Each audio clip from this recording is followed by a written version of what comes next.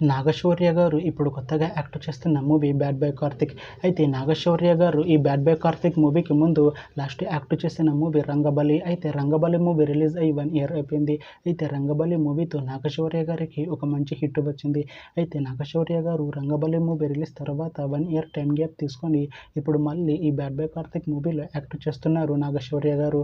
చూడాలి నాగశౌర్య గారికి ఈ 'బ్యాడ్ బాయ్ కార్తిక్' మూవీతో కూడా ఒక మంచి హిట్ తనకి వస్తుందా లేదా అనేది మనం ఈ 'bad boy Karthik' movie release అయ్యాక చూడాలి.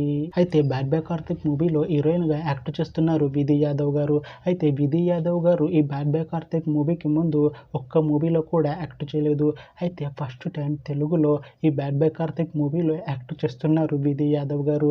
చూడాలి విధి యాదవ్ గారికి తన ఫస్ట్ మూవీతోనే ఒక మంచి హిట్ ఈ 'బ్యాడ్ బాయ్ కార్తిక్' మూవీతో తనకి వస్తుందా లేదా అనేది మనం ఈ 'bad boy Karthik' movie release అయ్యాక చూడాలి.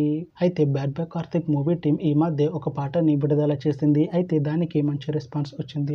అయితే ప్రస్తుతం 'bad boy Karthik' movie team షూటింగ్లో బిజీగా ఉన్నారు. అయితే 'bad boy Karthik' movie shooting already 80% complete అయిపోయింది అంటున్నారు మూవీ టీం.